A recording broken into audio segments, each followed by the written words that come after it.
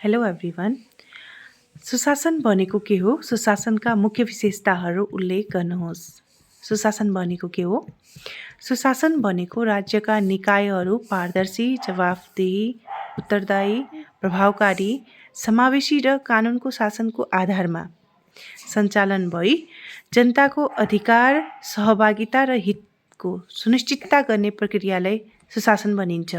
सुशासनका मुख्य विशेषताहरू: कानुनको शासनको सुनिश्चितता, पारदर्शिता, जवाफदेहिता, उत्तरदायित्व, प्रभावकारिता र कार्यक्षमता, सहभागिता र समावेशिता, समानता र निष्पक्षता, भ्रष्टाचार मुक्त प्रशासन, मानव अधिकारको संरक्षण र प्रवर्धन, सेवा प्रवाहमा गुणस्तर र नागरिक मैत्री व्यवहार।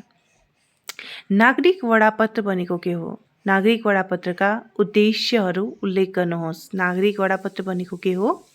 सार्वजनिक निकायले प्रदान गर्ने सेवाबारे सेवाग्राहीलाई आवश्यक जानकारी, सेवा प्राप्त गर्ने प्रक्रिया, आवश्यक कागजात, सेवा शुल्क, सेवा प्रदान गर्ने समय, जिम्मेवार अधिकारी तथा गुनासो सुन्ने निकायको विवरण स्पष्ट रूपमा उल्लेख गरी सार्वजनिक रूपमा प्रदर्शित गरिएको लिखित दस्तावेजलाई नागरिक वडापत्र भनिन्छ।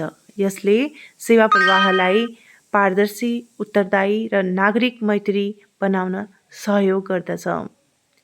नागरिक वडापत्रका उद्देश्यहरू: सेवाग्राहीलाई सार्वजनिक सेवा सम्बन्धी सही र स्पष्ट जानकारी उपलब्ध गराउने, सेवा प्रवाहलाई पारदर्शी, सरल र प्रभावकारी बनाउने, सार्वजनिक निकायलाई जवाफदेही र उत्तरदायी बनाउने, सेवाग्राहीले निर्धारित समयभित्र गुणस्तरीय सेवा प्राप्त गर्ने सुनिश्चित गर्ने, सेवा प्राप्त गर्ने प्रक्रिया, आवश्यक कागजात, शुल्क तथा जिम्मेवार अधिकारीबारे जानकारी गराउने, सेवाग्राहीको गुनासो सुनवाई र समाधान गर्ने व्यवस्था सुनिश्चित गर्ने। सार्वजनिक प्रशासनमा सुशासन नागरिक मैत्री, सेवा र विश्वास अभिवृद्धि गर्ने।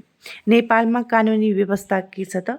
सुशासन व्यवस्थापन तथा सञ्चालन ऐन 2064 ले सार्वजनिक निकायमा नागरिक वडापत्र राख्ने व्यवस्था गरेको छ। Thank you.